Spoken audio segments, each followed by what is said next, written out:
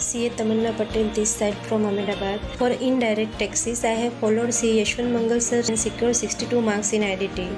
And as sir always says, Mahol ke sath padho, which helped me to achieve this milestone. Thank you very much, sir. Hi Yashwant sir, this is Mayur Sapkale from Jalgaon. I scored 74 marks in CA final IDT only because of you sir. I'm Shashin Redia. I cleared my CA final in this attempt. I got exemption in IDT all because of Yashwant Mangal sir. इनके lectures देखो, इनकी summary book से पढ़ो और बस माहौल बना के आओ एग्ज़ाम में.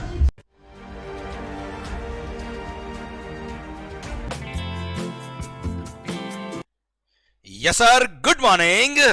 यस दोस्तों, गुड मॉर्निंग. तो दोस्तों आइए, अगला बड़ा ही शानदार वाला चैप्टर जिसके न्यूमेरिकल क्वेश्चंस आते हैं एग्जाम्स के अंदर, रिफंड्स अंडर जीएसटी. बड़ा अच्छा चैप्टर है बच्चों. आइए सर, हम बात करते हैं किन किन केसेस में रिफंड मिलते हैं. पर हाँ sir, before beginning this chapter, I hope ये सारे लेक्चर जो रिवीजन सीरीज है वो आप देख रहे हो एंड आपके एंड पर अच्छे से एंड इफेक्टिवली रिवीजन हो रहा है. और अगर रिवीजन में मजा आ गया हो तो लाइक किए बिना नहीं जाइएगा एंड कमेंट के अंदर माहौल जबरदस्त शानदार MJS भी लिखते हो चलेगा सर. पर हाँ, मजा आना चाहिए आपको पढ़ने के लिए एंड पूरी एनर्जी से आप पढ़ाई करिएगा, पूरा कॉन्सेंट्रेशन यहाँ रखिएगा. रिफंड्स अंडर जीएसटी पूरी पॉकेट में आपके आने वाला है. आइए दोस्तों सर, सेक्शन नंबर 54 ने रिफंड्स के प्रोविजंस दिए. सबसे पहली बात, कौन कौन से केसेस में रिफंड की बात आती है अंडर जीएसटी. फर्स्ट, अगर आपने ऑन जीरो रेटेड सप्लाई. अच्छा, पहली बात, जीरो रेटेड सप्लाई क्या होता है? आपने कोई गुड्स और सर्विस और बोथ SEZ की यूनिट या डेवलपर को सप्लाई किया, या कोई गुड्स और सर्विस और बोथ आपने एक्सपोर्ट किया, तो उसको बोलते हैं क्या? ZERO, zero rated supply. या दो चॉइस है. आपने सिंस ये इंटरस्टेट सप्लाई के स्कोप में आता है इसलिए आपने IGST पे किया और IGST पे करके उसका रिफंड ले लिया. फर्स्ट ऑप्शन तो ये है. सेकंड ऑप्शन है कि you can make the zero rated supply without payment of tax under the cover of bond और LUT. मतलब आप जीरो रेटेड सप्लाई करने से पहले ही बॉन्ड या LUT साइन कर दीजिए और सर आपको कोई टैक्स पे करने की जरूरत नहीं है ऑन जीरो रेटेड सप्लाई. पर हाँ, उसमें काम आने वाले इनपुट सर्विस कैपिटल गुड्स का आपको ITC मिलेगा.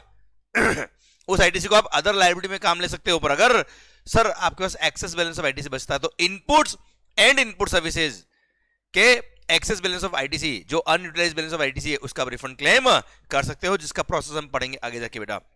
And second, inverted duty structure में भी अनयूटिलाइज्ड बैलेंस ऑफ ITC का रिफंड मिलता है. इन्वर्टेड ड्यूटी स्ट्रक्चर क्या होता है आगे बढ़ेंगे. पर हाँ, जहां पे इनपुट्स पे rate is higher than the rate of tax on your output goods और आउटपुट सर्विसेज, तो ऐसे केस में that is called inverted duty structure. और वहां पे अगर आपके पास एक्सेस बैलेंस ऑफ ITC बचता है इनपुट्स का, तो केवल इनपुट्स की एक्सेस बैलेंस ऑफ ITC का आप रिफंड क्लेम कर सकते हो. क्लियर? अच्छा, जब भी आप रिफंड के लिए अप्लाई करेंगे, जितने बैलेंस ऑफ ITC के लिए आपने रिफंड के लिए अप्लाई किया है उतना बैलेंस आपके इलेक्ट्रॉनिक क्रेडिट लेजर से डेबिट हो जाएगा एंड सर उतना अमाउंट आपके बैलेंस से कम हो जाएगा क्योंकि आपको रिफंड मिलने वाला है. और इनकेस अगर किसी केस में रिफंड नहीं मिलता है, रिफंड रिजेक्ट हो जाता है, तो जितना अमाउंट ऑफ रिफंड रिजेक्ट हुआ है उतना अमाउंट रिक्रेडिट हो जाएगा in the electronic credit ledger. आइए sir, in case of deemed export हम आगे बढ़ेंगे. 4 केसेस दे रखे जिनको डिम्ड एक्सपोर्ट बोलते हैं, वहां बुलाया हुआ है क्या? या तो सप्लायर या रेसिपिएंट, दोनों में से कोई भी एक पर्सन रिफंड लेने आ सकता है. डिम्ड एक्सपोर्ट के केस में एक बार GST लगेगा और फिर GST एक बार गवर्नमेंट को पे करके फिर रिफंड लीजिए, या तो सप्लायर ले या फिर रेसिपिएंट ले, हमें कोई दिक्कत नहीं है. फिर इलेक्ट्रॉनिक कैश लेजर आपका खुद का ई-वॉलेट है भाई, उसमें अगर एक्सेस बैलेंस पड़ा हुआ है आप कभी भी उसको विड्रॉ कर सकते हो, रिफंड ले सकते हो. सर, रिफंड वाउचर आपने कभी भी सप्लायर को जब एडवांस आपने दिया था तो सप्लायर ने आपको रिसीट वाउचर दिया था, उसके बेस पे उसने GST पे कर दिया. और सर अब सर्विसेज के केस में एडवांस में भी GST लगता है. अब सर वो किसी कारण से कॉन्ट्रैक्ट कैंसिल हो गया, उसने आपको रिफंड दिया तो he will issue refund voucher. तो जितना आपको रिफंड दिया है उसने वैल्यू का, उतना प्रोपोर्शनल GST लायबिलिटी को भी कम हो जाएगी. इसलिए सर रिफंड वाउचर के बेस पे वो रिफंड ले सकता है सप्लायर, जितना गवर्नमेंट को उसने एक्सेस टैक्स पे किया. On the basis of refund voucher he can claim the credit, he can claim the refund. Sir, अगर आपने किसी ट्रांजैक्शन को रॉन्गली इंट्रास्टेट मानते हुए CGST और SGST पे कर दिया जबकि वो इंटरस्टेट ट्रांजैक्शन था, तो ऐसे केस में पहले आप करेक्ट हेड में टैक्स पे करेंगे और रॉन्ग हेड में जो टैक्स पे किया उसका आप रिफंड लेके आएंगे, वाइस वर्सा ऑल्सो. पर हाँ, जब करेक्ट हेड में टैक्स पे करेंगे उसके 2 साल में आप रिफंड के लिए अप्लाई कर सकते हो. सर, अगर कोई फॉरेन टूरिस्ट है बेटा जो इंडिया में आया है और इंडिया से कोई गुड्स उसने परचेज किया, उसको इंटरस्टेट सप्लाई बोलते हैं, वहां पे IGST लगता है. वो टूरिस्ट जब इंडिया से बाहर जाएगा तब कस्टम पोर्ट पर वो गुड्स प्रेजेंट करेगा, उन पे जो बिल पे GST लगा हुआ है IGST, उसको रिफंड मिलेगा. फिर अगर किसी केस में आपने टैक्स एक्सेस पे किया हुआ है जहाँ पे आपका डिस्प्यूट चल रहा है, जजमेंट वगैरह आ गया आपकी फेवर में और आप केस जीत गए, आपको रिफंड मिलेगा. सर, प्रोविजनल असेसमेंट हुआ मानो ₹1000 में, फाइनल असेसमेंट हुआ ₹700 में, तो डिफरेंस अमाउंट ऑफ टैक्स जो है 300 रुपए उतना आपको रिफंड मिलेगा। Clear sir? यूएन बॉडीज और एम्बेसीज ने इनवर्ट सप्लाई पे जो भी टैक्स पे किया उसका इनको रिफंड मिलता है। क्लियर? डन। ये वो सारे केसेस जहां रिफंड मिलता है, रिफंड कितना मिलता है, किसको मिलता है, क्या कंडीशन है, वो सब पढ़ेंगे आगे जाके बेटा। आइए बच्चों, sir time limit to claim the refund, तो sir within 2 years from the relevant date you can claim the refund. 2 साल के अंदर आप रिफंड के लिए अप्लाई कर सकते हो। कस्टम में 1 year का टाइम मिलता है बच्चों। अब सर एक सर्कुलर बोलता है क्या, अगर मान लो आपको रिफंड के लिए अप्लाई करना, तो ऐसा नहीं कि पर्टिकुलर एक टैक्स पीरियड का रिफंड आपको अप्लाई करना पड़ेगा अलग से, नहीं, आप मल्टीपल टैक्स पीरियड्स को क्लब करके सिंगल रिफंड एप्लीकेशन कर सकते हो। दोज मल्टीपल टैक्स पीरियड में be spread over a financial year और a multiple financial years also बेटा। तो रिफंड में be claimed for a tax period और by clubbing successive tax period which में spread across the different financial years. Okay बच्चों, ठीक है, कोई खास बात नहीं है। नाउ रिलेवेंट डेट, अरे भाई 2 साल कब से? रिलेवेंट डेट से 2 साल। रिलेवेंट डेट से मतलब रिलेवेंट डेट क्या होती है? तो इनके साथ अगर आपने गुड्स एक्सपोर्ट किया है बाय सी और एयर, तो जब वो वेसल या एयरक्राफ्ट इंडिया क्रॉस करता है तब से आप 2 साल के अंदर अप्लाई कर सकते हो। बाय लैंड अगर या तो जब वो कस्टम फ्रंटियर पास करेगा, लैंड कस्टम फ्रंटियर पास करेगा, वहां से 2 साल के अंदर। बाय पोस्ट अगर आपने एक्सपोर्ट किया गुड्स को, तो जिस दिन गुड्स डिस्पैच किया है पोस्ट ऑफिसर ने to a place outside India, वहां से 2 साल के अंदर अप्लाई कर सकते हो।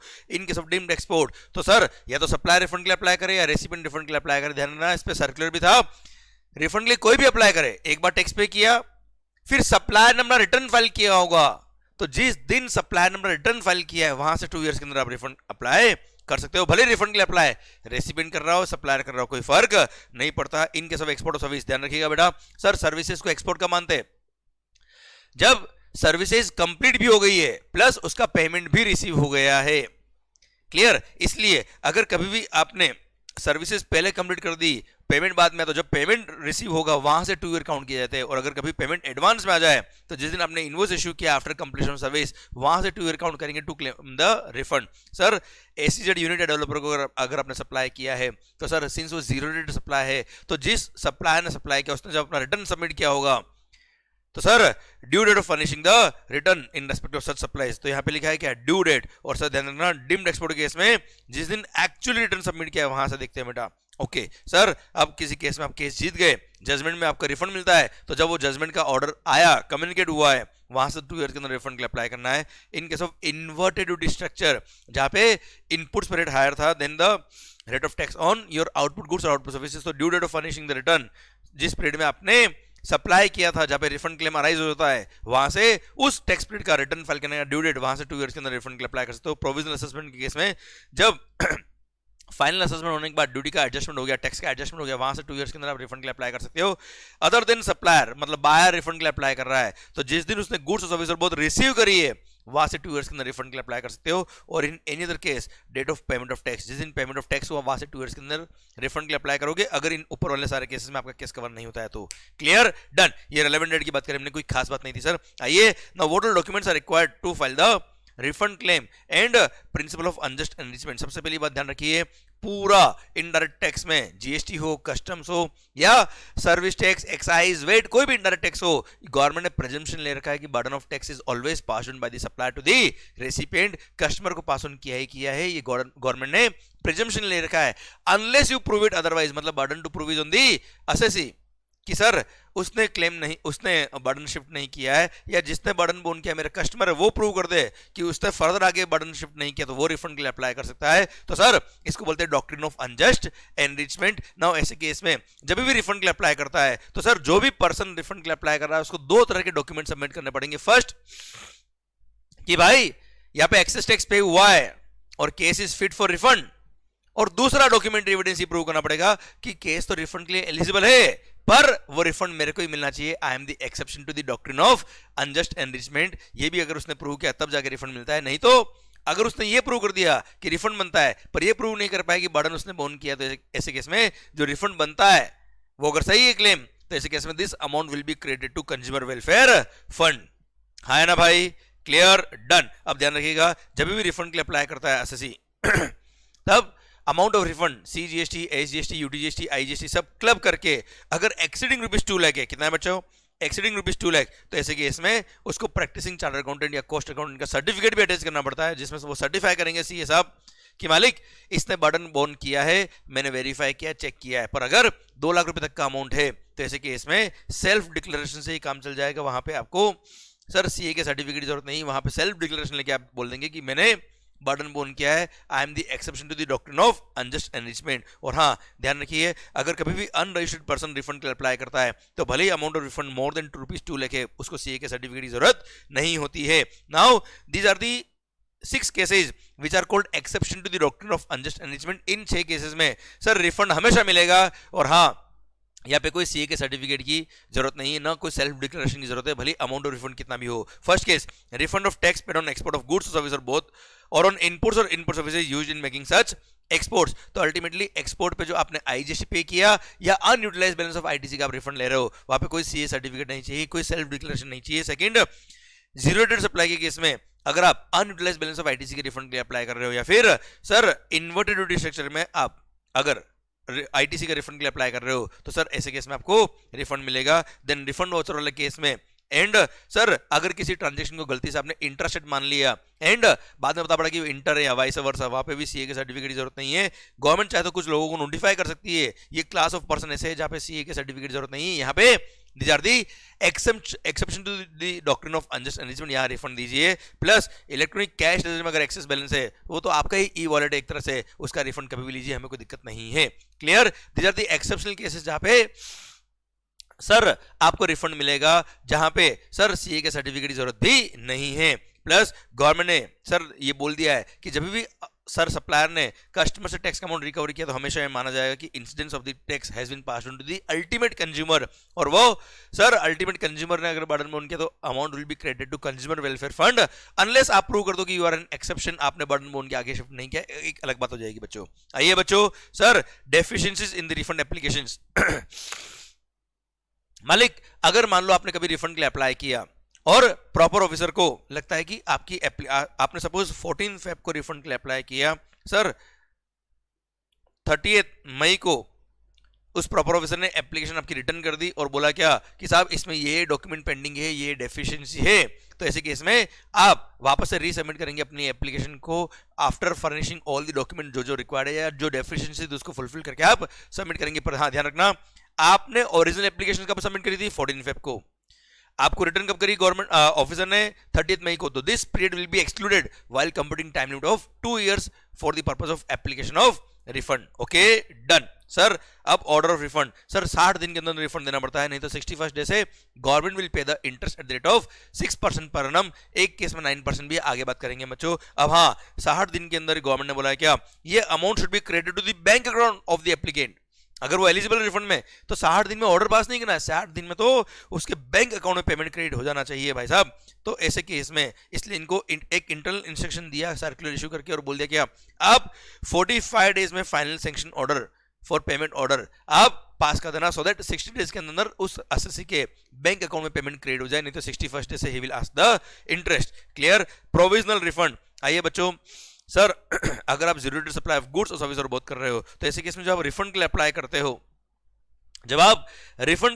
हो, तो ऐसे केस में डिपार्टमेंट के प्रॉपर ऑफिसर को इंस्ट्रक्शन दिया हुआ है यहाँ पे कि 90% of the amount of refund claim आप एक बार इसको प्रोविजनल बेस पे दे देना। उसके बाद जब फाइनल एप्लीकेशन का आप अप्रूवल करोगे, उसके बाद डिफरेंस अमाउंट जो भी होगा वो आप पे कर दीजिएगा, या एडजस्टमेंट उस टाइम हो जाएगा। पर एक बार 90% of the total amount of claim should be refunded to the assessee. अच्छा, अब ध्यान देना बेटा, मई 26 एंड ऑनवर्ड्स जिनके एग्जाम्स है, वहां पे आपको यहाँ पे कुछ नोट्स मिलेंगे, वो मैं बोल देता हूँ। सरकार, मई 26 एंड ऑनवर्ड्स अगर आपके एग्जाम है तो ऐसे केस में ध्यान रखिएगा, यहाँ पे नोटिफिकेशन इशू करके गवर्नमेंट ने बोल दिया है कि फर्स्ट ऑफ ऑल जब आप प्रॉपर ऑफिसर को आप अप्लाई करेंगे रिफंड के लिए, तो ऐसे केस में 7 डेज के अंदर, कितने दिन के अंदर बच्चा? 7 डेज के अंदर ही will have to give you the provisional refund in your account. 90% का अमाउंट जो है वो 7 दिन के अंदर आ जाएगा। 7 दिन की लिमिट अभी डाल दी बेटा। सेकंड थिंग, सर एक सर्कुलर इशू करके बहुत क्लियरिटी से बोल दिया इन्होंने कि सर अभी तक ये जो प्रोविजनल रिफंड वाली बात थी वो केवल zero rated supply of goods और सर्विस और बोथ के केस में थी। अभी same provision will apply in case of IDS also. अगर आप इन्वर्टेड ड्यूटी स्ट्रक्चर में रिफंड के लिए अप्लाई कर रहे हो, तो भी जो अनयूटिलाइज्ड बैलेंस ऑफ आईटीसी के रिफंड के लिए आपने अप्लाई किया है, उसका 90% refund will be granted to you within 7 days। And same process जो यहाँ पे हमने इसके लिए दिया है वो आईडीएस के केस में भी अप्लाई होगा। मतलब 7 दिन में आपको रिफंड मिल जाएगा। कितना? 90% of the amount which you have claimed for refund. और उसके बाद जब फाइनल एप्लीकेशन एग्जामिन होगी, चेक होगी, उसके बाद आपका जो भी एडजस्टमेंट होगा, रिमेनिंग अमाउंट ऑफ रिफंड बनता है तो दे देंगे, नहीं तो जो भी एडजस्टमेंट होगा वो करा जाएगा। क्लियर? डन। अब आइए, इन case of casual taxable person और एनआरटीपी, इनको sir estimated tax liability advance में पे करनी पड़ती है at the time of registration itself. तो सर इनको बोल दिया क्या, जब अपना बिजनेस ये क्लोज करेंगे, अपना सारा रिटर्न फाइल कर देंगे, सर जब अपना रजिस्ट्रेशन कैंसिल करा के जा रहे होंगे तब इनको रिफंड के लिए अप्लाई करना पड़ेगा। अगर इन्होंने एक्सेस बैलेंस जो पे किया था, इन्होंने जो एडवांस एस्टिमेटेड टैक्स लायबिलिटी पे करी थी उसमें से भी कुछ अमाउंट बच गया तो they can claim the refund, but only after last return required to be furnished by him has been so furnished, उसके बाद ये रिफंड के लिए अप्लाई कर सकते हैं, इनको रिफंड मिल जाएगा। Now with holding of refund claim कोई खास बात नहीं बच्चों। अगर मान लो आपने कोई आपको कोई रिफंड बन रहा है बच्चों, तो प्रॉपर ऑफिसर को पावर दिया कि वो आपका चाहे तो रिफंड को विथहोल्ड कर देगा। पर हाँ ऐसे केस में बोल दिया क्या, अगर आपने वो विथहोल्ड कब करेगा, दादागिरी लगाएगा क्या, नहीं। यहाँ केसेस दे रखे हैं। सबसे पहला, अगर आपने सर रिटर्न फर्निश करने में कोई डिफॉल्ट किया हुआ है तो सर जब तक कि आप रिटर्न फर्निश नहीं करते तो तब तक आपका रिफंड ड्यू वो होल्ड कर सकता है। या आपके अगेंस्ट सर कोई भी लायबिलिटी टू पे आपकी अराइज होती है तो ऐसे केस में वो अमाउंट को, उतना अमाउंट वो लोग क्या कर देंगे, स्टे कर देंगे, उतना अमाउंट आपका विथ होल्ड कर देंगे। पर हाँ अगर मान लो लायबिलिटी जो है आपकी वो डिपार्टमेंट ने, वो किसी कोर्ट ने स्टे कर दी है कि सर नहीं पे करना है, तो ऐसे केस में रिफंड आपको दे दिया जाएगा, विथ होल्ड नहीं करेंगे बेटा। क्लियर। या कोई भी अपील में या किसी प्रोसीडिंग में चल रहा है और कमिश्नर को लगता है कि यहाँ पे अगर हमने रिफंड दे दिया तो there is a chance of loss of revenue to the department, तो ऐसे केस में वो रिफंड को होल्ड कर सकते हैं। अगर रिफंड को होल्ड किया है और बाद में पता पड़ा कि नहीं रिफंड तो बनता है तो सर ऐसे केस में वो रिफंड आपको दिया जाएगा along with the interest at the rate of 6% per annum, क्योंकि सर गवर्नमेंट ने आपका रिफंड विथहोल्ड किया तो they will pay you along with the interest at the rate of 6% per annum. आइए सर जीएसटी में ध्यान रखिएगा, minimum amount of refund claim should B 1999 तक हुआ रिफंड क्लेम तो sir refund will not be allowed. Sir आइए refund of ITC, अब sir ITC के रिफंड की बात कर रहे हैं हम, यहाँ पे आईडीएस के प्रोविजंस को और जीरो रेट सप्लाई के प्रोविजंस को डिटेल में बात करेंगे विद फॉर्मूला। पर हाँ उसके लिए कुछ सर्कुलर। सबसे पहले अगर आप कोई गुड्स एक्सपोर्ट कर रहे हो और उसके एक्सपोर्ट करने पर एक्सपोर्ट ड्यूटी लगता है, क्या लगता है बच्चों, export duty. What does it mean, it means government ने उस गुड्स के एक्सपोर्ट पर अगर एक्सपोर्ट ड्यूटी लगा रखा है, it means government do not want to promote the export of that particular goods. इसीलिए अगर किसी गुड्स के एक्सपोर्ट करने पर एक्सपोर्ट ड्यूटी लगती है तो उसके एक्सपोर्ट करने पर न तो आईजीएसटी का रिफंड मिलेगा ना आपको अनयूटिलाइज्ड बैलेंस ऑफ आईटीसी का रिफंड मिलेगा। आपको कोई रिफंड नहीं मिलने वाला है इन केस ऑफ गुड्स जो आपने एक्सपोर्ट करी है जिसपे एक्सपोर्ट ड्यूटी लगता है। अब एक सर्कुलर आया क्या कि अगर कोई गुड्स शेड्यूल 2 में मेंशन ही नहीं है, कस्टम का शेड्यूल 2 जिसमें एक्सपोर्ट के रिगार्डिंग एक्सपोर्ट ड्यूटी दे रखा है बेटा, अगर कोई गुड्स मेंशन नहीं है मतलब इस पे एक्सपोर्ट ड्यूटी नहीं लगता है। पर अगर कोई गुड्स मेंशन है शेड्यूल 2 में पर उस पर रेट ऑफ टैक्स निल लिखा हुआ है या उसको अलग से गवर्नमेंट ने क्या किया हुआ है, एग्जेम्प्ट किया हुआ है, फुली एग्जेम्प्टेड किया हुआ है, तो क्या वो गुड्स को मानेंगे कि उस पे एक्सपोर्ट ड्यूटी लगता है? Answer is no sir, no export duty is levied on those goods, इसीलिए those goods will be eligible for refund और वहां पे जीएसटी वाला रिफंड उसको मिलेंगे। मतलब कुल मिला के गवर्नमेंट चाहती है क्या, अगर एक्चुअली एक्सपोर्ट ड्यूटी लगती है तो ही उन गुड्स के एक्सपोर्ट करने पर आपको कोई रिफंड जीएसटी का हम नहीं देंगे। आइए बच्चों, sir refund of ITC which are restricted to the export, sir मैं तो बताता हूं सर्कुलर है, अगर कोई क्रेडिट आपके जीएसटी 2B में आ ही नहीं रही है, रिफ्लेक्ट नहीं हो रही है, तो उसका आईटीसी अवेल ही नहीं होता, तो उसके रिफंड की बात तो आती ही नहीं है। पर हाँ सर इसके 3 एक्सेप्शन, वही जो हमने आईटीसी चैप्टर पढ़ते हुए पढ़े थे कि जो क्रेडिट आपके 2B में नहीं आ रही है तो भी आप क्रेडिट अवेल कर सकते हो। सर वो 3 एक्सेप्शन, फर्स्ट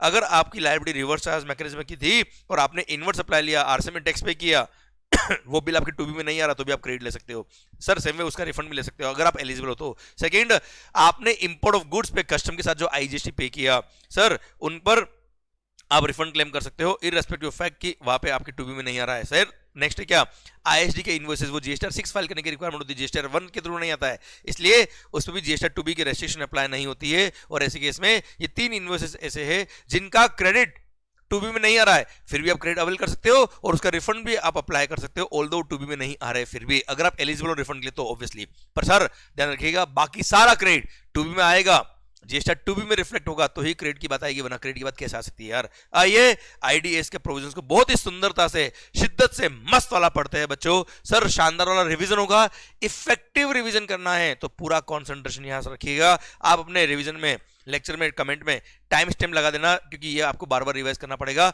आइए इन्वर्टेड ड्यूटी स्ट्रक्चर के केस में सबसे पहली बात कौन सा केस आईडीएस कहलाता है, जहां पे इनपुट्स पे rate of tax is higher than the rate of tax on your output goods और आउटपुट सर्विसेज। मतलब output can be goods, output can be services also, पर परचेज की बात करें तो केवल इनपुट देखने का, कैपिटल गुड्स और इनपुट सर्विस नहीं देखने का बच्चों, क्लियर। केवल इनपुट्स पर रेट ऑफ टैक्स अगर हायर है than the rate of tax on your output goods और आउटपुट सर्विसेज, तो your case is fit for IDs. Now अब ऐसे केस में सर अगर आपके पास एक्सेस बैलेंस ऑफ आईटीसी रह जाता है, अनयूटिलाइज्ड बैलेंस ऑफ आईटीसी रह जाता है after paying your own liability on the ID supplies, तो ऐसे केस में you are eligible to claim the refund of excess credit availed या excess credit balance in respect of inputs, उसका आपको refund मिलेगा। अब रिफंड का फॉर्मूला क्या है? सिंपली बात है सर, मान लो मेरे कोई मोर देन वन सप्लाईज है कुछ, तो चलो मैं एग्जांपल लेता हूं। सपोज मेरे इनपुट्स पर रेट है कितना 18%, इनपुट सर्विस पे क्या है, कैपिटल गुड्स पे क्या है, आई डोंट केयर।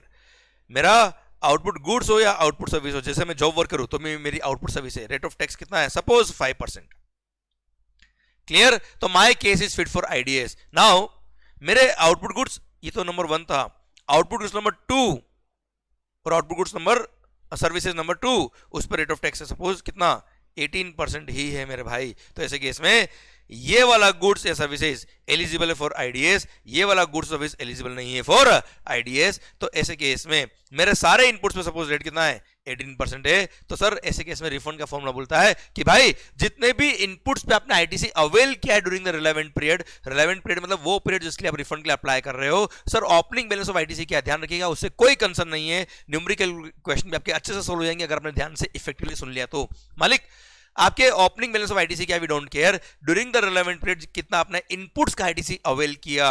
अब वो इनपुट का आईटीसी को पहले एलोकेट कर दीजिए किसके लिए, नॉर्मल आईडीएस वाली सप्लाईज के लिए और नॉर्मल सप्लाईज के लिए। तो सर टर्नओवर जो होगा इसका टर्नओवर ऑफ आईडीएस वाली supplies divide by adjusted total turnover multiply by total credit availed on inputs during the relevant period. तो ये एलोकेशन हो गया कि सर इसके लिए कितना इनपुट्स एलोकेट हुआ। अब ये इनपुट्स एलोकेट हो गया, पर सर अब आईडीएस वाली सप्लाई जो है वो खुद की लायबिलिटी भी तो होगी सर, पहले उस क्रेडिट को खुद की लायबिलिटी को पे करने के लिए यूज करिए। जितना आईटीसी एलोकेट हुआ आउटपुट गुड्स नंबर 1 और आउटपुट गुड्स नंबर गुड्स या सर्विस दोनों में से एक भी बोल रहा हूं मैं, आउटपुट गुड्स हो सकते हैं सर्विस हो सकते हैं बेटा, तो आपके आउटपुट पर बोलूंगा मैं, आपके आउटपुट पर जो आईडीएस वाला आउटपुट है उसका खुद का लायबिलिटी भी तो है भाई, उसकी लायबिलिटी पे करने के लिए पहले उस इनपुट से क्रेडिट को आप यूज करिए, रिमेनिंग बैलेंस ऑफ आईडीएस आपको रिफंड मिल जाएगा जो इनपुट्स का रिफंड है बेटा। पर हाँ जो आईडीएस वाली आउटवर्ड सप्लाई है आपकी जिसकी लायबिलिटी 5% है, इसको पे करने के लिए आप क्या करेंगे सर, इनपुट्स का आईटीसी कितना अवेल किया divide by inputs plus input service का आईटीसी कितना अवेल किया, इस प्रोपोर्शन में आप इनपुट और इनपुट सर्विस दोनों का आईटीसी यूज करेंगे to make the payment of liability of outward supplies of IDs.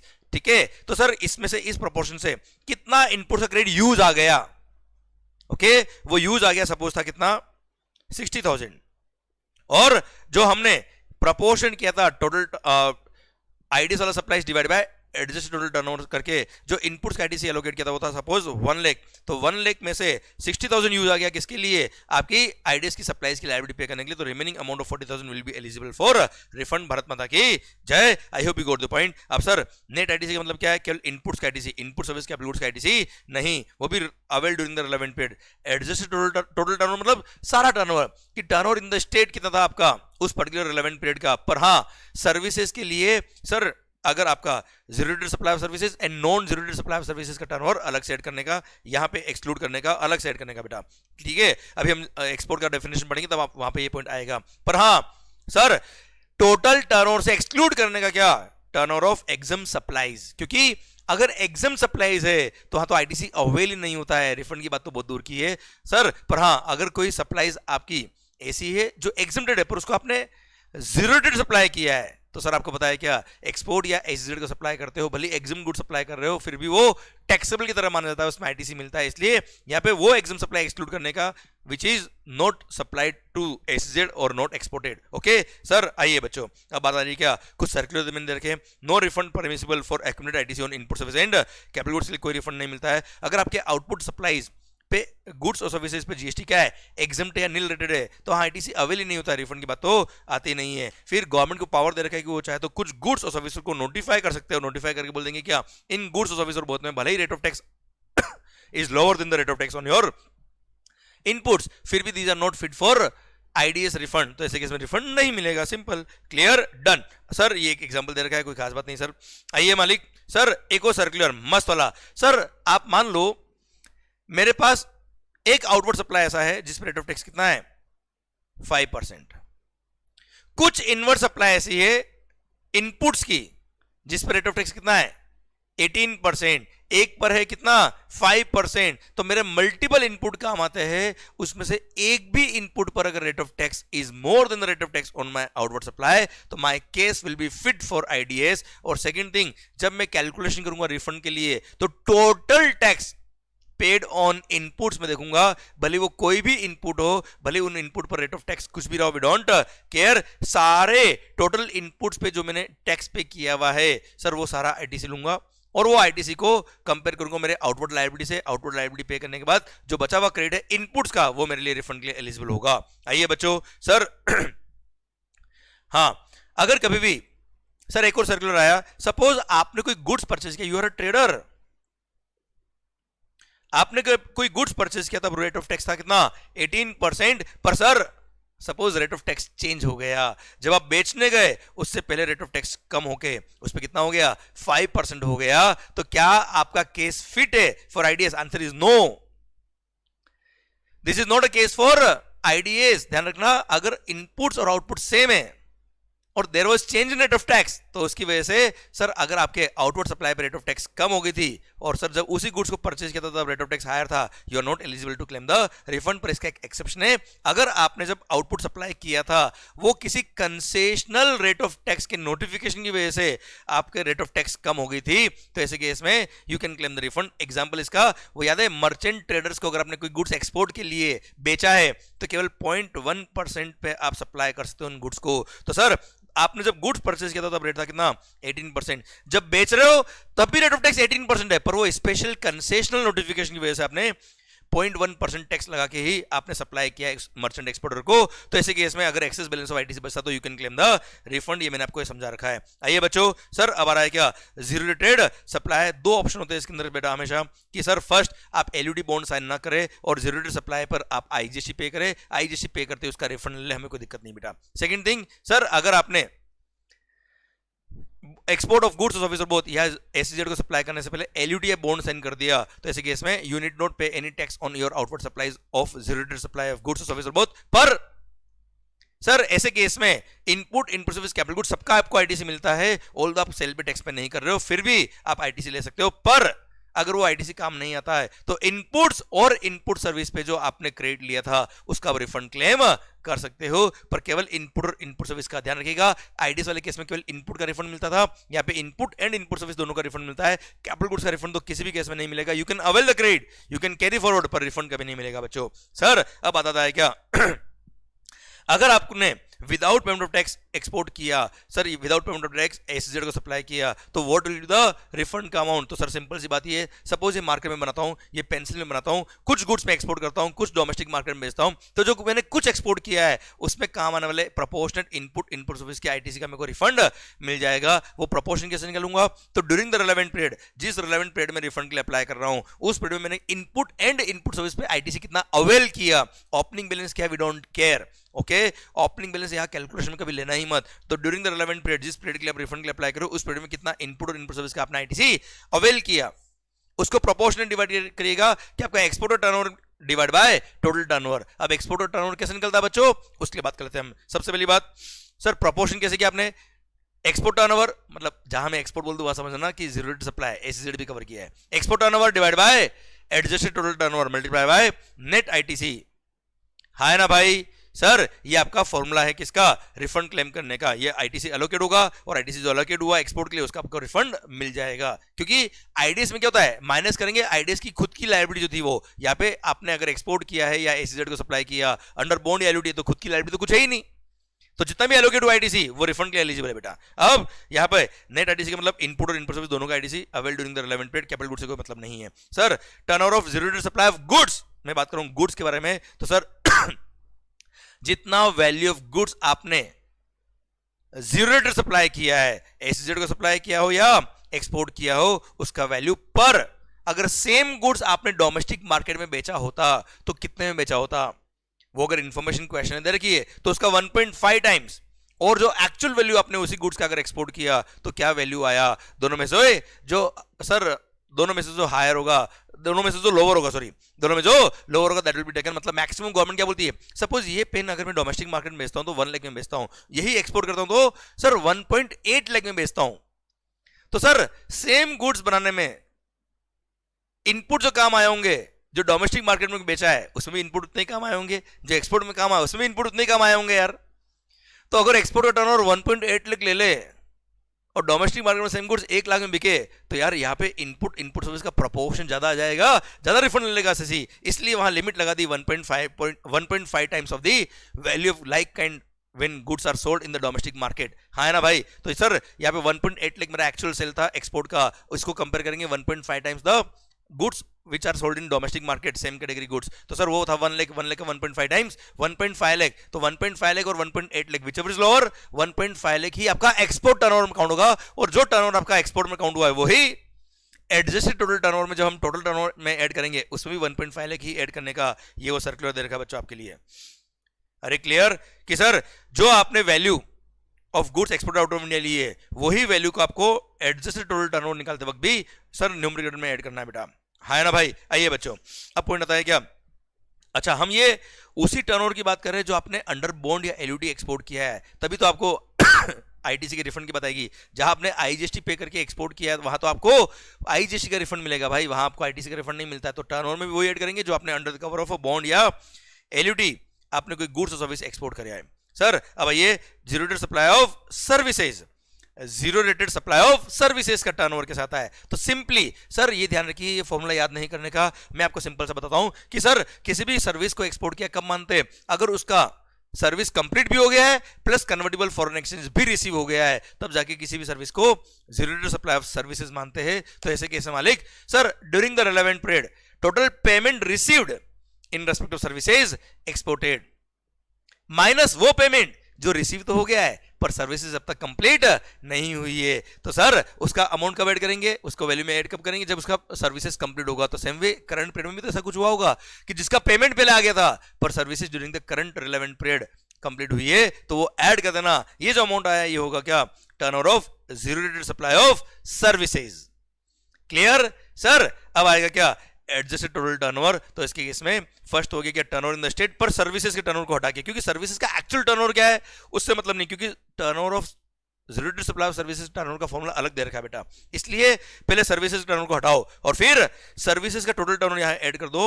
एक तो zero rated supply of services plus non zero rated supply of services add कर दो, तो आगे आपका क्या टोटल टर्नओवर पर एक्सक्लूडिंग वो टर्नओवर जो एग्जम्प्ट है। पर हाँ अगर आपने जीरो रेटेड सप्लाई किया एग्जाम सप्लाई का तो उसको टैक्सेबल टर्नओवर में ऐड करिएगा, उसको एग्जाम नहीं मानेगा बेटा। ओके चलिए सर रिलेवेंट पीरियड मतलब जिसके लिए आप रिफंड के लिए अप्लाई कर रहे हो। Now explanation. सर जब भी गुड्स की एक्सपोर्ट की बात आएगी, सर मैं कहां गायब हो गया भाई, आ गया क्या, आ गया आ गया आ गया, दिख गया, देख लो अच्छे से मेरे को दिख गया, चल पढ़ो ध्यान लगा। सर पॉइंट आता है क्या, गुड्स एक्सपोर्ट अगर आपने किया है तो वैल्यू ऑफ गुड्स एक्सपोर्टेड क्या लिया जाएगा, तो जो आपने आपका शिपिंग बिल जो फाइल किया होगा उसमें जो एफओबी वैल्यू डिक्लेयर किया है वो, या जो आपने टैक्स इनवॉइस इशू किया उसमें जो वैल्यू डिक्लेयर किया which ever is lower, which ever is lower. Sir shipping bill में जो वैल्यू डिक्लेयर किया आपने गुड्स का या एफओबी वैल्यू, शिपिंग बिल में जो एफओबी डिक्लेयर किया वो या टैक्स इनवॉइस में जो वैल्यू डिक्लेयर किया वो which ever is lower shall be taken is the value of the goods exported out of India. Okay मालिक डन। अब सर ध्यान रखिएगा, आप अगर अनयूटिलाइज्ड बैलेंस ऑफ आईटीसी के लिए रिफंड के लिए अप्लाई कर रहे हो तो दो केस में आपको अनयूटिलाइज्ड बैलेंस ऑफ आईटीसी का रिफंड नहीं मिलता है। फर्स्ट है अगर आपने ऑलरेडी जो परचेज पे टैक्स पे किया उसका सीजीएसटी का आपने ड्यूटी ड्रॉबैक क्लेम कर लिया, तो ड्यूटी ड्रॉबैक क्या होता है, कस्टम्स के अंदर रिफंड, तो वहां अगर रिफंड ले लिया तो यहां किस बात का रिफंड यार। सेकंड थिंग, अगर आपने आपके जो एक्सपोर्ट सप्लाईज है या एसजेड को सप्लाई किया उस पर आपने बॉन्ड एलयूटी साइन नहीं किया और वहां पे आपने आईजीएसटी पे करके आईजीएसटी का रिफंड ले रहे हो, तो आप वहां पे आईटीसी अवेल करके आईटीसी यूज कर सकते हो उस आईजीएसटी को पे करने के लिए। पर उस केस में अगर आपके पास एक्सेस बैलेंस ऑफ आईटीसी बचा तो उसका रिफंड नहीं ले सकते हो, आपकी चॉइस है, या तो आईजीएसटी पे करके उसका रिफंड लो, आईटीसी यूज करो उसके लिए बेटा, पर आप दोनों रिफंड एक साथ नहीं ले सकते हो। यहां पे अनयूटिलाइज्ड बैलेंस ऑफ आईटीसी बच जाए you can't claim the refund, इसलिए आपको पहले से चॉइस करना पड़ेगा कि आपको आईजीएसटी पे करके आईजीएसटी वाला रिफंड लेना है या आपको अनयूटिलाइज्ड बैलेंस ऑफ आईटीसी का रिफंड का अप्लाई करना है। क्लियर। चलिए सरकार ये हो गया पॉइंट क्या, रिफंड का। अच्छा जो टर्नओवर गुड्स का लेना है एक्सपोर्ट के लिए वही टर्नओवर एडजस्टेड टोटल टर्नओवर में ऐड किया जाएगा। इसका मैंने एग्जांपल यहां दे रखा है बच्चों। आओ मालिक sir, determination of refundable amount in case of refund of unutilised ITC, इसका एक मास्टर सर्कुलर मैं तुम्हें बताता हूं मस्त वाला पॉइंट। सपोज आप रिफंड के लिए अप्लाई कर रहे हो, अब भले वो आईडीएस वाला रिफंड हो, भले वो जीरो रेट सप्लाई वाला रिफंड का हो, जब आप आईटीसी के रिफंड के लिए अप्लाई कर रहे हो, जब आप आईटीसी के रिफंड के लिए अप्लाई कर रहे हो, मैं उसकी बात कर रहा हूं। अब आईटीसी के रिफंड के लिए अगर अप्लाई कर रहे हो तो मालिक अभी जो हमने फॉर्मूला पढ़े उस फॉर्मूला के हिसाब से रिफंड बनता है सपोज ₹2 लाख। पर सपोज ये जो कैलकुलेशन था ये जनवरी महीने का कैलकुलेशन था। जनवरी महीने का जीएसटीआर 3B, जनवरी महीने का जीएसटीआर 3B फाइल करते वक्त आपके आईटीसी अकाउंट में बैलेंस बचा है कितना? 1,80,000। तो मतलब आपका 20,000 का क्रेडिट कहीं और काम आ गया बेटा, तो मैक्सिमम रिफंड कितना मिलेगा? 180 मिलेगा। अब सर जरूरी तो नहीं ना रिफंड सेम डे अप्लाई करें, आप 2 साल के अंदर रिफंड कभी भी अप्लाई कर सकते हो। तो सर आपने सपोज जून महीने में रिफंड के लिए अप्लाई किया, जब जून महीने में रिफंड के लिए अप्लाई कर रहे थे उस टाइम आपके आईटीसी अकाउंट में बैलेंस ही कितना है? 150। इसका मतलब मैक्सिमम रिफंड कितना मिलेगा? 150 मिलेगा। तो ऐसे केस में जो फॉर्मूला के हिसाब से रिफंड आया वो, या जिस टैक्स पीरियड के लिए आप रिफंड के लिए अप्लाई करो उस टैक्स पीरियड का 3B फाइल करते वक्त, फाइल करने के बाद जो आपके पास आईटीसी अकाउंट का बैलेंस बचा वो, या जब आप रिफंड के लिए अप्लाई कर रहे हो तब आपके जीएसटीआर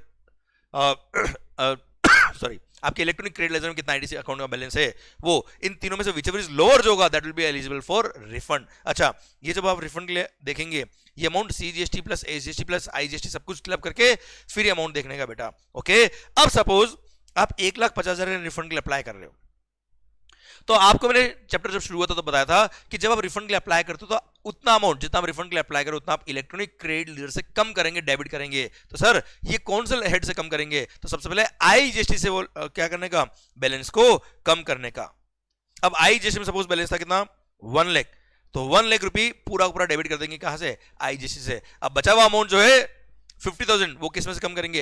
50,000 का 50% कर दो, मतलब 25,000 सीजीएसटी से 25,000 एसजीएसटी से आपको डेबिट करने का है। अब मान लो सीजीएसटी अकाउंट में बैलेंस 20,000 ही है, तो 20,000 वहां से डेबिट कर दो और 30,000 एसजीएसटी से डेबिट कर देना। पर पहले 50-50 करो, वो अगर कम पड़ता है तो फिर अदर हेड से कम करने का। Okay done. आइए बच्चों अब बात करूंगा, आपने एलयूडी बॉन्ड साइन नहीं किया, आपने on export of goods service और बोथ आपने आईजीएसटी पे किया या आपने एसजेड को सप्लाई किया तब आईजीएसटी पे किया। अब सर वो आईजीएसटी के रिफंड के लिए अप्लाई कर रहे हो तो रूल नंबर 96 बोलता है क्या? On goods exported out of India, on goods exported out of India आप आईजीएसटी अगर आईजीएसटी पे करके उसका रिफंड ले रहे हो तो सिस्टम क्या होगा? सबसे पहली बात, जो आपने शिपिंग बिल फाइल किया कस्टम के अंदर बेटा, जो आपने गुड्स एक्सपोर्ट किया होगा, शिपिंग बिल फाइल किया होगा, वही आपका रिफंड एप्लीकेशन है।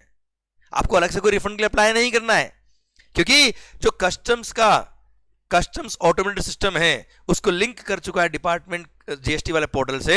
जैसे ही आप वहां शिपिंग बिल फाइल करेंगे, यहां कस्टम का डिपार्टमेंट क्या करेगा? कस्टम पोर्टल से ऑटोमेटिक जीएसटी पोर्टल को कनेक्ट करके देखेगा कि आपने उस पर्टिकुलर पीरियड का जीएसटी 1 फाइल किया कि नहीं किया। जीएसटी 1 फाइल किया तो उसके अंदर वो इनवॉइस आ रहा है कि नहीं आ रहा है सर, प्लस उसका उस कॉरेस्पॉन्डिंग मंथ का आपने जीएसटी 3B फाइल करके टैक्स पे किया कि नहीं किया। अगर वो वेरीफाई हो गया ऑटोमेटिक आपके अकाउंट में रिफंड आएगा, आपको कहीं अप्लाई करने की जरूरत नहीं है। पर हाँ, सर्विसेज अगर आपने एक्सपोर्ट करी है तो आपको पता है क्या सर्विसेज के अंदर क्या होता है? कोई कस्टम डिपार्टमेंट के थ्रू वो क्रॉस नहीं होता। सर्विसेज तो सर इनविजिबल होती है यार, ओवर टेलीफोन भी सर्विस दे सकते हो, तो इसलिए आप आपको रिफंड के लिए प्रॉपर्ली आपको अप्लाई करना पड़ता है department using form number GST RFD 01। आप रिफंड के लिए अप्लाई करेंगे, वह ऑफिसर वेरीफाई करेगा कि सर्विसेज सही में एक्सपोर्ट हुई कि नहीं हुई, वो फॉर्मूला के हिसाब से पेमेंट आया कि नहीं आया, वो सब कुछ चेक करेगा। और उसके बाद आपको as per rule number 99 rule number 89 पूरा प्रोसेस ऑफ रिफंड एप्लीकेशन वो फॉलो करके आपको रिफंड का सर सारा एप्लीकेशन को वेरीफाई करके फिर रिफंड अलाउ किया जाएगा। आइए बच्चों अब आता है क्या, एक और सर्कुलर आया था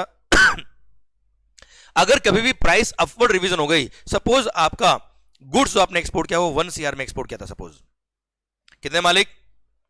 1 CR में, उस पे 18% टैक्स आपने 18 लाख रुपए टैक्स पे किया था मालिक, और आईजीएसटी पे करके उस आईजीएसटी 18 लाख का आपने रिफंड क्लेम कर लिया। सब्सिक्वेंटली किसी वजह से as per terms of contract price revise हो गया और उस प्राइस 1 करोड़ की जगह 1.1 करोड़ हो गया तो 10 लाख से प्राइस बढ़ गई, तो 10 लाख से प्राइस बढ़ गई तो 10 लाख पे एडिशनल आईजीएसटी की लायबिलिटी आई होगी बेटा, वो आई होगी कितनी?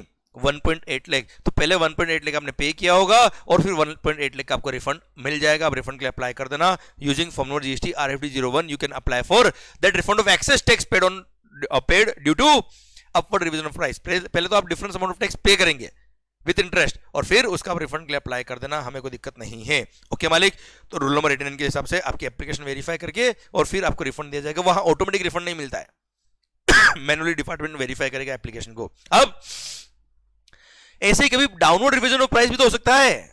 हमने ओरिजिनली 1 करोड़ प्लस 18 लाख का बिल लिखा था, किसी वजह से प्राइस डाउनवर्ड रिवाइज हो गया और प्राइस अभी हो गया कितना सर 80 लाख।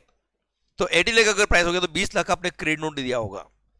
अब 20 लाख का क्रेडिट नोट कर दिया तो 20 लाख पे जीएसटी लायबिलिटी भी आपकी कम हो गई होगी, जो आती है कितनी 3.6 लाख का आपका 20 लाख का तो वैल्यू और 3.6 लाख का जीएसटी का लायबिलिटी आपका कम हो गया होगा। तो जिस पीरियड में आपने क्रेडिट नोट इश्यू किया होगा उस पीरियड में आपकी लायबिलिटी कम हो गई। अब आपने भाई साहब ओरिजिनली 18 लाख रुपए टैक्स पे करके उसका रिफंड ले लिया और बाद में 3.6 लाख का आपने लायबिलिटी कम कर दिया, तो सर 3.6 लाख आपको एक तरह से मानेंगे ना कि हमने रिफंड तो पूरा 18 लाख कर लिया, तो सर आपकी लायबिलिटी कम होगी, तो आपको 3.6 लाख का वापस से गवर्नमेंट को अमाउंट पे करना पड़ेगा। तो सर अगर कभी भी डाउनवर्ड रिवीजन ऑफ प्राइस होता है तो आपने क्रेडिट नोट इश्यू करके आपकी लायबिलिटी कम करी होगी, तो उतना प्रोपोर्शनेट अमाउंट आपको गवर्नमेंट को वापस से पे करना पड़ेगा। मतलब इस एग्जांपल में 3.6 लाख आपको पे करना पड़ेगा अलोंग विद इंटरेस्ट। ठीक है मालिक, चलिए सर नाउ एलईडी और बॉन्ड। सर ध्यान रखिएगा बेटा, जब जीएसटी नया नया आया था तब सारे ही केसेस में बॉन्ड बोला था कि पहले आप बॉन्ड साइन करें before the zero rate supply, और सर उसके बाद ही आप without payment of tax supply कर सकते हो।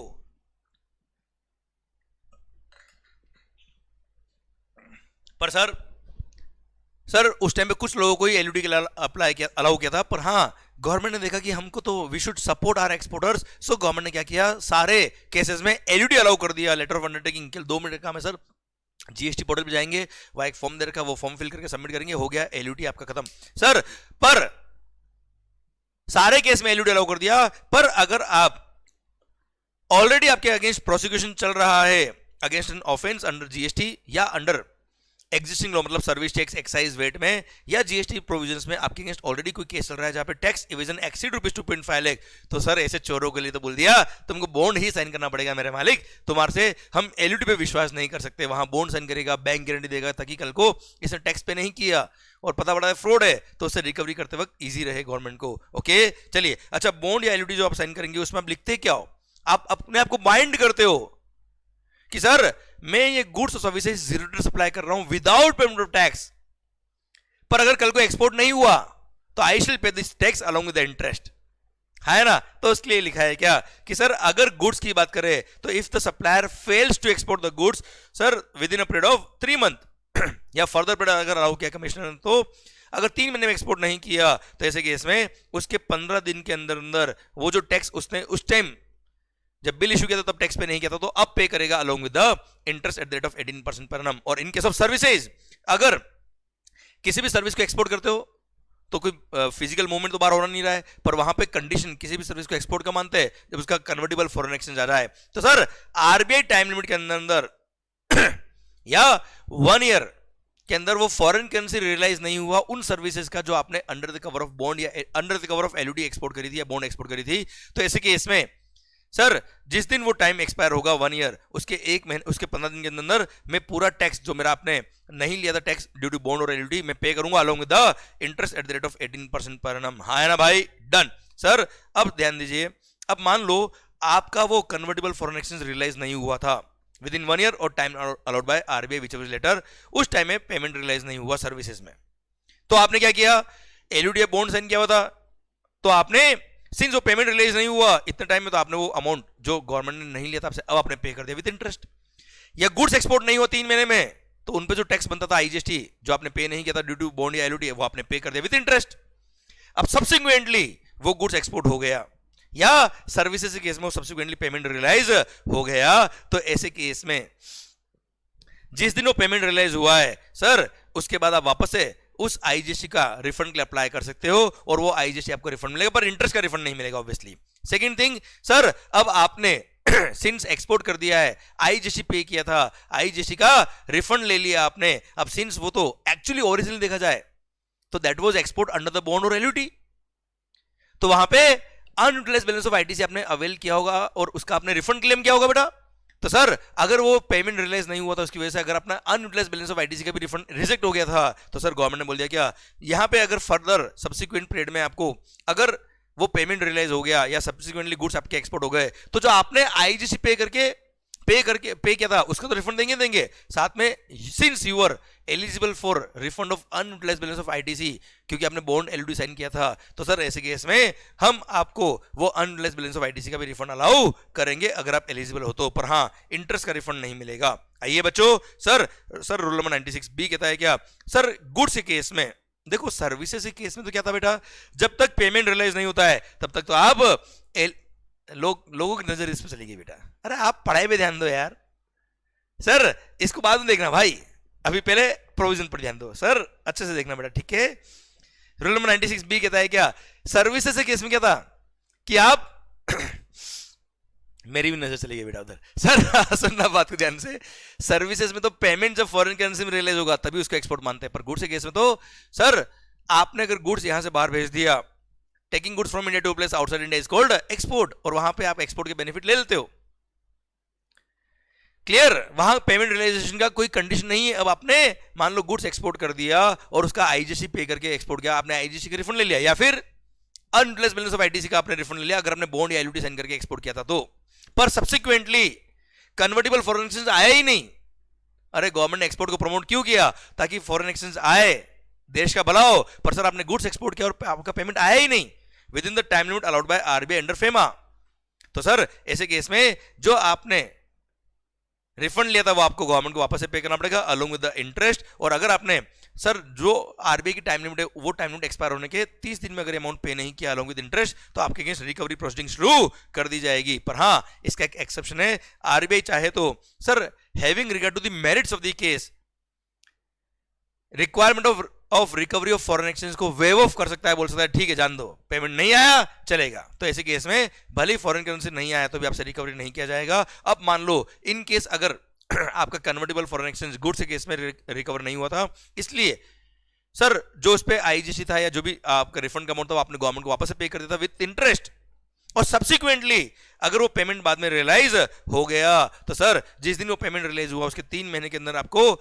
एविडेंस सबमिट करने पड़ेंगे डिपार्टमेंट को कि मेरे को पेमेंट रियलाइज हो गया, तो ऐसे केस में जो रिफंड आपसे रिकवरी किया था वो रिफंड आप वापस से एलिजिबल हो जाएंगे और आपको प्रोपोर्शनेट जितना अमाउंट रिकवर हुआ है उतना प्रोपोर्शनेट रिफंड वापस से मिलेगा, पर इंटरेस्ट जो पे कर दे उसका रिफंड कभी नहीं मिलता। इसी के साथ भारत माता की जय। ये लो सर पढ़ते पढ़ते थक गए होंगे, जल लीजिए, जब सर ऐसे फ्रेंड को जल पिला दे बेटा तो जिंदगी में तो सर पानी पानी हो जाए बेटा, है ना। अब पढ़ सर, आइए section number 147 deemed export. 4 cases है जहां पे बोल दिया ना, कह दिया ना, बस कह दिया, मतलब यहां पे एक्चुअली गुड्स एक्सपोर्ट नहीं हो रहा है, एक्चुअली गुड्स बाहर नहीं आ रहा है, पर फिर भी उसको एक्सपोर्ट माना गया है। फर्स्ट, अगर आपने कोई पर्सन ऐसा है जिसने एडवांस ऑथराइजेशन ले रखा है उसको कोई गुड्स सप्लाई किया, या फिर सर एक्सपोर्ट प्रमोट जिसने ईपीसी स्कीम ले रखा है उसको आपने कैपिटल गुड सप्लाई किया, या 100% ईओयू जिसके अंदर electronic hardware technology park unit, software technology park unit, biotechnology park unit भी आती है, उनको आपने कोई गुड्स या सर्विसेज सप्लाई करी, कोई गुड सप्लाई किया सॉरी, एंड सर बैंक ने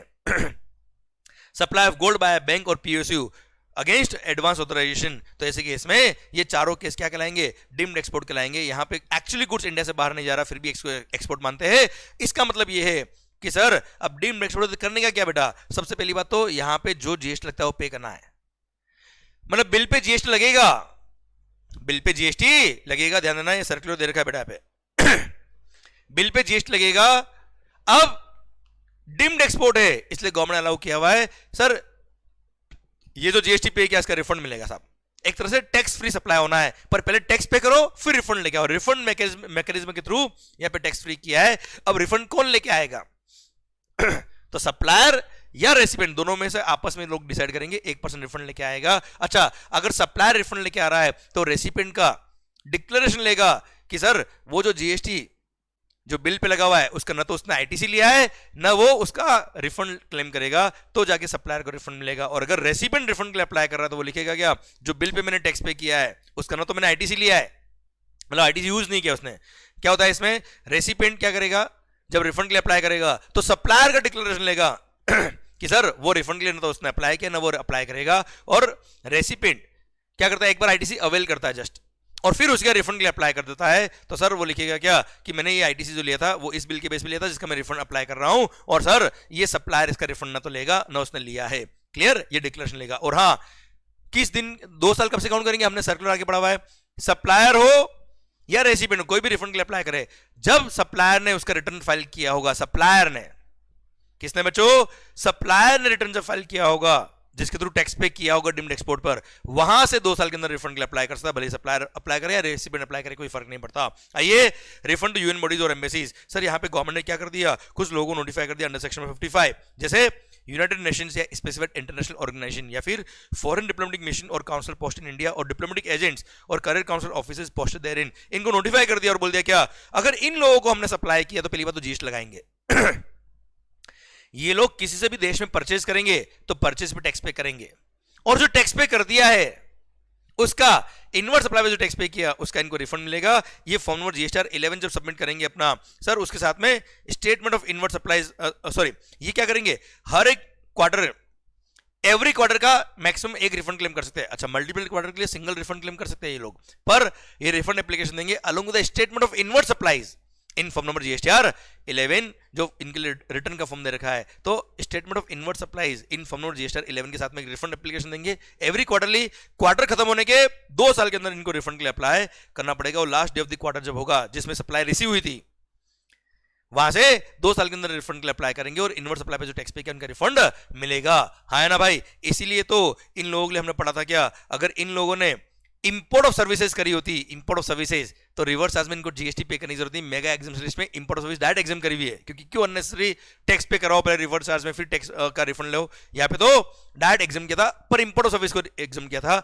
इन्होंने डोमेस्टिक मार्केट से सर्विसेज या गुड्स लिया है तो वहां पे पहले जीएसटी पे करेंगे उस पर, और फिर इनवर्ट सप्लाई का स्टेटमेंट सबमिट करके रिफंड की एप्लीकेशन लगाएंगे और रिफंड इनको मिल जाएगा। और हाँ सर, इस सेक्शन के थ्रू एक पर्सन को नोटिफाई किया गवर्नमेंट ने, sir canteen stores department, army के जो कैंटीन स्टोर्स डिपार्टमेंट होते हैं, इन्होंने जो भी टैक्स पे किया है इनवर्ट सप्लाई पे जीएसटी, उसका 50% को रिफंड मिलता है, क्योंकि ये जो गुड्स खरीदते हैं ये फर्दर किसको सप्लाई करेंगे, टू देयर ऑथराइज्ड कस्टमर्स और to their unit run canteens. Unit run canteen या ऑथराइज्ड कस्टमर को अगर सप्लाई किया तो ऐसे केस में 50% जीएसटी का इनको रिफंड मिलता है। They are also eligible for this section का रिफंड, ओके, पर 50% ही मिलता है। ओके सर, यह बोल दिया क्या, सर अगर आपने कोई गुड्स इंपोर्ट करी उस पर अगर आईजीएसटी पे किया, कस्टम के थ्रू गुड्स लाए, कस्टम पे किया, साथ में आईजीएसटी पे किया, उस आईजीएसटी का भी रिफंड मिलेगा, क्योंकि डोमेस्टिक मार्केट से गुड्स खरीदते हैं उसमें भी जीएसटी पे करते हैं, उसका आईजीएसटी, उसका भी जीएसटी का रिफंड मिलता है। तो वही गुड्स अगर इंपोर्ट किया तो उसका आईजीएसटी का रिफंड भी मिलेगा। अच्छा, अगर यही स्पेशलाइज्ड एजेंसीज या यूएन होल्डर्स, देखो they are called UN holders,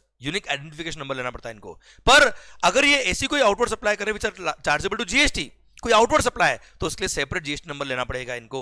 okay, UIN number किस लिए, इनवर्ट सप्लाई पे जो टैक्स पे किया उसका रिफंड के लिए है बेटा। आइए सर, यूआईएन नंबर जो है that will be valid through out the country, इनको सिंगल यूआईएन नंबर लेना है, इनको स्टेट वाइज यूआईएन नंबर लेने की जरूरत नहीं है। आइए, इंटरेस्ट ऑन डिलेड रिफंड बड़ा अच्छा सेक्शन है सर। नॉर्मली अगर डिपार्टमेंट रिफंड के लिए लेट होता है 60 डेज में, अगर आपने जो अप्लाई किया उसके 60 डेज में अगर इन्होंने रिफंड नहीं दिया तो 61st डे से दे विल हैव टू पे the interest at the rate of 6% per annum, simple interest number of days के हिसाब से। पर बड़ा ही सुंदर प्रोविजन जीएसटी में ऐड किया और बोल दिया क्या, सर अगर किसी केस में एडजुडिकेटिंग अथॉरिटी ने ऑर्डर पास किया, या अपीलेट अथॉरिटी ने, या अपीलेट ट्रिब्यूनल ने, या हाई कोर्ट या सुप्रीम कोर्ट ने ऑर्डर पास किया और उस ऑर्डर में लिखा कि इस एसएससी को रिफंड बनता है, और उसके बाद एसएससी ने रिफंड के लिए अप्लाई किया और उसमें भी गवर्नमेंट ने 60 डेज का रिफंड टाइम ले लिया, तो सर ऐसे केस में 61st डे या उसके बाद जब रिफंड मिलेगा तो 61st डे से the assessee will get the interest at the rate of 9% per annum, simple interest number of days के हिसाब से बच्चों। हाँ है ना भाई, डन, ध्यान रखिएगा बेटा। सर इसलिए प्री डिपॉजिट जो होता है अपील वाले चैप्टर के अंदर, प्री डिपॉजिट जो सेक्शन दे रखा है उसमें अगर आपने प्री डिपॉजिट किया है और बाद में आप केस जीत गए तो आपको रिफंड मिलेगा। रिफंड जो मिलता है वहां पे सर अगर 60 डेज में डिपार्टमेंट नहीं दिया तो 61st डे से they will get the interest at the rate of 9% per annum. और हाँ, वहां ध्यान रखिएगा प्री डिपॉजिट केस में सर ध्यान रखना खास बात, वहां 60 डेज भी काउंट नहीं करने का है। वहां तो जब आपने प्री डिपॉजिट दिया था उस दिन से लेके जब आपको रिफंड मिलता है तब तक का interest at the rate of 9% per annum आपको मिलेगा। वहां 60 डेज नहीं बोलने का, मैंने पहले 60 डेज बोल दिया नहीं। पर नॉर्मल केस में, नॉर्मल ऑर्डिनरी केस में अगर कभी भी आपको कोई ऑर्डर मिल गया रिफंड का, उसके बाद आपने रिफंड के लिए अप्लाई किया, उसके बाद भी डिपार्टमेंट ने 60 डेज से ज्यादा लेट कर दिया, तो 61st डे से you will get the interest at the rate of 9% पर annum इंस्टेड ऑफ 6%। बेटा प्री डिपॉजिट में जब प्री डिपॉजिट किया था वहां से लेके जब आपको रिफंड मिलेगा तब तक का इंटरेस्ट वो भी 9% पर annum मिलता है बच्चों। ओके चलिए सर, अब कंज्यूमर वेलफेयर फंड अगर देखो गवर्नमेंट ने प्रिजम्पशन लिया हुआ कि बर्डन इज ऑलवेज शिफ्टेड, अगर एसएससी प्रूव कर देता है कि उसको रिफंड बनता है तो उसको रिफंड मिलेगा, पर एसएससी ये प्रूव कर देता है रिफंड बनता है पर उसको नहीं बनता है, ये प्रूव नहीं कर पाएगी he is the exception to the doctrine of unjust enrichment, तो जो रिफंड का अमाउंट है that will not be given to him but it will be given to the consumer welfare fund, उसमें अमाउंट पास ऑन कर दिया जाएगा। तो sir consumer welfare fund में क्या क्या अमाउंट जाते हैं बेटा? Amount which are determined by an order pass by proper officer, जो एसएससी को नहीं मिल पाता है वो यहाँ जाता है। सेकंड, अगर इस फंड को इन्वेस्ट करके कोई इनकम आती है वो भी इसी फंड में जाएगी, प्लस अगर कोई अमाउंट सर इस फंड के लिए रिसीव होता है गवर्नमेंट को तो वो भी इस फंड में जाएगा। Now sir consumer welfare fund में ध्यान रखिएगा बेटा, सीजीएसटी हो और एसजीएसटी हो, दोनों का फंड अलग अलग है। एसजीएसटी स्टेट गवर्नमेंट गवर्न करता है, सीजीएसटी सेंट्रल गवर्नमेंट गवर्न करता है कंज्यूमर वेलफेयर फंड को। पर हाँ, आईजीएसटी और जीएसटी कंपनसेशन सेस का जो फंड होता है उसका रिफंड अगर बनता है और वो कंज्यूमर वेलफेयर फंड में डालना तो कहां डालेंगे? 50% सीजीएसटी में, 50% एसजीएसटी में डालेंगे बच्चों। हाँ है ना भाई? एंड सर देन ना any amount having been credited to consumer welfare fund, एक बार कंज्यूमर वेलफेयर फंड में क्रेडिट कर दिया और बाद में पता पड़ा कि ये तो रिफंडेबल अमाउंट है, एसएससी ने प्रूव कर दिया कि he is the exception to the doctrine of unjust enrichment, तो उतना अमाउंट जो रिफंड बनता है उस एसएससी को इस फंड से निकालेंगे और उस रेस्पेक्टिव एसएससी को ट्रांसफर किया जाएगा। आइए बच्चों सर अगला टॉपिक वैसे मैं आपको बता चुका हूं 2-3 बार ये टॉपिक, अगर किसी सप्लाई को आपने गलती से इंट्रास्टेट सप्लाई मानते हुए सीजीएसटी और एसजीएसटी पे कर दिया which was subsequently held to be interstate supply, तो ऐसे केस में क्या होगा? सर पहले आप करेक्ट हेड वाला आईजीएसटी पे करेंगे और जिस दिन आपने वो करेक्ट हेड में टैक्स पे किया उसके 2 साल में आप रिफंड के लिए अप्लाई करेंगे of the CGST and SGST जो आपने रॉन्गली पे किया, एंड वाइस वर्सा। क्लियर? 2 साल कब से? जब से करेक्ट हेड में टैक्स पे किया। सेकंड थिंग, ये सब्सिक्वेंटली हेल्ड का मतलब क्या है? तो यहां पे गवर्नमेंट ने क्लेरिफाई किया कि सब्सिक्वेंटली हेल्ड का मतलब पहले आपने इसको इंट्रा मानते हुए सीजीएसटी और एसजीएसटी पे कर दिया, बाद में पता पड़ा कि इंटर है, या फिर आपने इंटर मानते हुए आईजीएसटी पे कर दिया, बाद में पता पड़ा कि सी और एस लगता है इंट्रास्टेट सप्लाई है, तो ऐसे केस में बाद में पता कैसे पड़ा? तो इधर on his own assessment SSC को खुद को पता पड़ गया या फिर डिपार्टमेंट के किसी प्रोसीडिंग में पता पड़ा, कोई इन्वेस्टिगेशन चल रहा था, कोई इंस्पेक्शन चल रहा था, कोई वेरिफिकेशन चल रहा था, वहां डिपार्टमेंट के ऑफिसर ने बताया कि भाई साहब ये तो आपने गलत हेड में टैक्स पे कर दिया है, चलेगा। तो सब्सिक्वेंटली हेड भले ही टैक्स पेयर हिमसेल्फ से पता पड़ा या by the tax officer in any proceeding पता पड़ा, चलेगा, this section will remain the same, और वहां पे पहले करेक्ट हेड में टैक्स पे करना और फिर वहां से 2 साल के अंदर रॉन्ग हेड का जो टैक्स था वो आपका रिफंड ले सकते हो। ये मैंने आपको बता दिया बच्चों। आइए बच्चों अब सर्कुलर एक और, सर क्या इलेक्ट्रॉनिक कैश लेजर से रिफंड लेने के लिए कोई टाइम लिमिट है? 2 साल का टाइम लिमिट वहां अप्लाई होगा? ऑब्वियसली नो, क्योंकि वो आपका ही ई वॉलेट है, आपका ही पैसा लीजिए कभी भी रिफंड।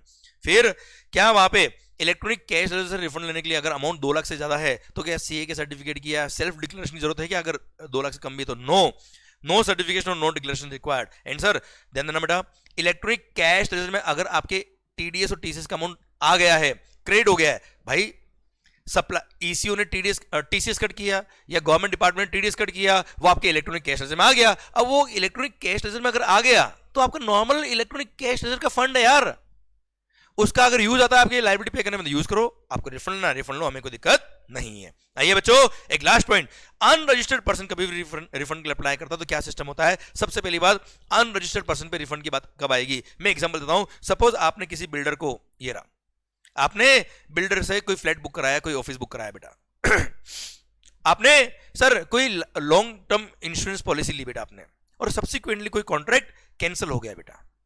चलो मैं बिल्डर का एग्जांपल देता हूं, जल्दी समझ में आएगा आपको बच्चों। ये एग्जांपल है केवल, मे बी सर ये केवल एग्जांपल है, केस कोई भी हो सकता है बच्चों। सपोज आपने फ्लैट बुक कराया और बिल्डर ने बोला मैं आपको फ्लैट बना के दे दूंगा 4 साल के अंदर। 3 साल गुजर गए, बिल्डिंग बनी नहीं सर, शुरू ही नहीं, बनना तो बहुत दूर की बात है। अब आप बिल्डर को कांटेक्ट किया, आपने बोला भाई साहब ये क्या कर रहे हो? हमारा सपनों का आशियाना बनना था, हम तो सपने ही देखते रह गए, आशियाना कोई और ले गया अब ऐसे केस में आप क्या कराते हो? आप बोलते हो भाई मैंने तेरे को जो 1 करोड़ रुपए एडवांस दिए थे वो तू मेरे को रिफंड दे, वापस दो, मेरे को नहीं चाहिए फ्लैट। बिल्डर बोलता है क्या तुमने 1 CR जो दिए थे उसमें मैंने 5% सपोज जीएसटी है वो मैं गवर्नमेंट को ऑलरेडी पे कर चुका हूं, रिमेनिंग जो 95% आप ले जाओ। मतलब सपोज 1,05,00,000 रुपए आपने दिए थे, 5 लाख वॉज दी जीएसटी का अमाउंट। बिल्डर बोलता है क्या 5 लाख तो मैं जीएसटी पे कर चुका हूं गवर्नमेंट को, आपका 1 CR था, 1 CR ले जाओ। तो सर एसएससी बोल रहे हैं 5 लाख रुपए भाई, वो कस्टमर के लिए 5 लाख बहुत बड़ी बात है यार, तो क्या वो सरकार खा जाएगी पैसे? तो सर ऐसे केस में सर्कुलर आया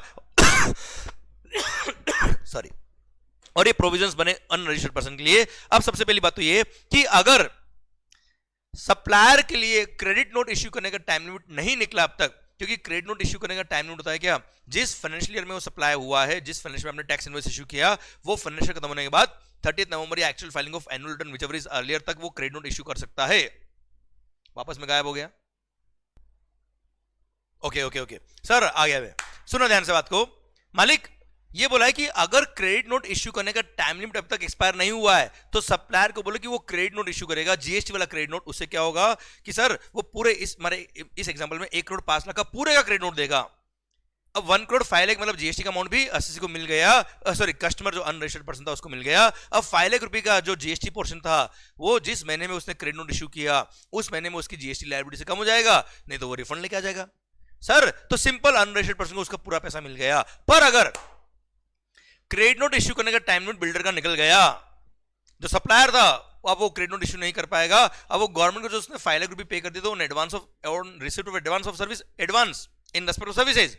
अब वो 1,05,00,000 में से 5 लाख गवर्नमेंट को ऑलरेडी पे कर चुका है। अब वो बोलेगा गवर्नमेंट को मैं 5 लाख का रिफंड के लिए अप्लाई कर नहीं सकता क्योंकि मेरा क्रेडिट नोट इश्यू करने का टाइम निकल गया। अब सर ऐसे केस में वो अनरजिस्टर्ड पर्सन को बोलता है क्या मेरा 1 करोड़ में तेरे को देता हूं, 5 लाख रुपए तू डायरेक्ट गवर्नमेंट से ले आना। तो वहां पे यहाँ पे रूल्स बनाए गए और वहां पे सर उस अनरजिस्टर्ड पर्सन को बोला कि तू चिंता मत कर, जिस स्टेट में